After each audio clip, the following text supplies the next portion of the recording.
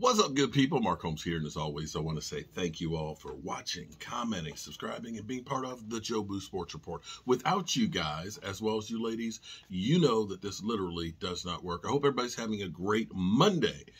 We are here, of course, in Joe Boo's Nerve Center. Tomorrow I'll be back on the road, back on the Red Brick House, and I've got something big going on where you can have a piece of the Red Brick House. I'll have more than that on my other channel. But in the meantime, here's some good news for us. The Dallas Cowboys are a creature of habit. They're a creature. Okay, I'm not going to say what kind of creature they are, but they are definitely a creature. The Cowboys, one thing they always like to do is they like to get to know the prospects that they're drafting. Doesn't always work out perfect, but you actually have to look at it and say the Dallas Cowboys are usually pretty good at drafting their players. They have found some incredible diamonds in the rough, guys in the later rounds that have become really productive. They've been money on the first round. Second round, not so much, although they've done better the last couple of years getting Diggs, who he's the strong silent type. I got to tell you, after meeting him at Chantilly on Saturday. One thing they like to do is bring those guys into the facilities for the 30-day visits, get them on board, really get to pick their brains on a one-on-one situation, see if their eyes are wide open and things, if they're really excited about being a Cowboy player, and so on. So the teams are allowed to have 30-player visits. And so this week is going to be a big week, literally a big week, because the Cowboys will be bringing in Tyler Lacey, defensive end from Oklahoma State, okay?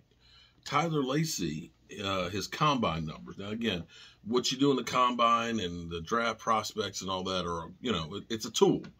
It's not the be-all, end-all, because we've seen guys that have been wowed at the combine to not be able to bust a grape when they get on the field. So it's just a tool. If you go by his numbers, his 2023 defensive end rank, this fifth in the draft, and more than likely, that would be a guy who would definitely be there in the first round. I don't think he'd be there in the second round. You have to understand how the draft shapes up. The Cowboys like to draft the number one prospect at a position, no matter where they're drafting. They like to get that number one, number two guy that is the best at that position. So when you start looking at that, you're going to say, quarterback's not going to be there. Okay, sorry, C.J. Stroud, he ain't going to be there, as well as the other guys. Defensive end, edge rushers, you're not going to have the top prospect. Those guys are going to go. Left tackles, wide receivers, cornerbacks. All those positions, you're going to be deep into them, and especially defensive end. So more than likely, he'd be there for you in the first round, probably wouldn't be there in the second round. But if the Cowboys trade back, that's a possibility. But his ranking is fifth. His production score was a 65. His athleticism score was a 77. His total score was ranked fourth. His 40 speed, 5.11. Not real fast, but he is a big body. He is 6'4", 279 pounds. I'd like to see him a little faster because Dan Quinn loves that speed, but not a bad player whatsoever. Also, too, we had talked about Jacqueline Roy was going to be another one of the players that we brought in. Jacqueline Roy, man, he's a defensive tackle. He's 6'3", 305 pounds. He's got great hands. His production score at the combine was fourth, okay, at a 72, which is really good. His athleticism score, not so much. But we're talking about defensive tackles. We're talking about the big nasties, okay? You don't have to be that athlete. You got to have a bad attitude. You got to be strong, and you got to be able to push the pocket. His combine ranking was a 14th, and his total score was 5th with a 75.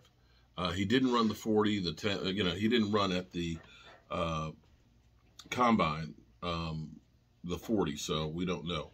But, another really good player, another guy you can put on the line. For me, I mean, honestly, and people will dispute me, I'm okay with what we have for edge rushers right now, okay? I mean, we got Sam Williams. I hope to see him take a step. We brought back Dante Fowler. You got Micah, who of course is in there. You got Demarcus Lawrence that's in there. You got Dorrance Armstrong, who had a career year last year. To me, you've got a good mix. Now, thought process being is you want to bring in another guy so you can spell Micah Parsons and not burn him out. I get that idea. But what I'd rather see is more of the big nasties. I would like to see a rotation of defensive tackles and a one technique guy who can really push the pocket, because that right there, occupying that space, will be more beneficial than getting another edge rusher. We need to improve on the defensive line. There's no ifs, ands, or buts about it. And as we go through and we look at what we've been doing in the past in the playoffs, our problem has been stopping the run in the middle. And as my man DMV, who will be headed with us to the draft, pointed out, and I've honestly stuck in my head, when you control the middle of the field, you control the field. And we have not been able to control the middle of the field since we had guys like Leon Lett, guys like that in the middle that could get that push. And I would love to see us get a couple of guys like that. It'll be interesting to see who else the Cowboys bring in for their 30-day visits, but you can best assure that some of the guys that they bring in will be guys that they try and draft. Hope you guys are having a great day. And there's some word, I've got to check it out, that DeAndre Hopkins, that the Cardinals are getting a little bit desperate and may end up cutting Hopkins. Because they can't find a trade partner. It might be better to kind of lower your price.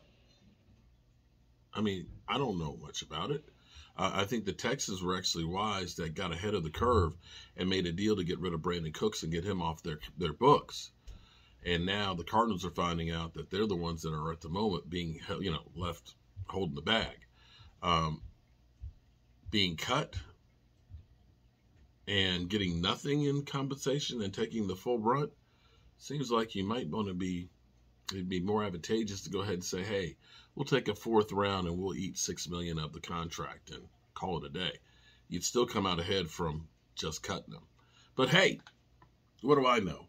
I'm a guy who's in me and my wife's basement talking to you about the Dallas Cowboys. And as always, I appreciate each and every one of you guys. And I will see you soon.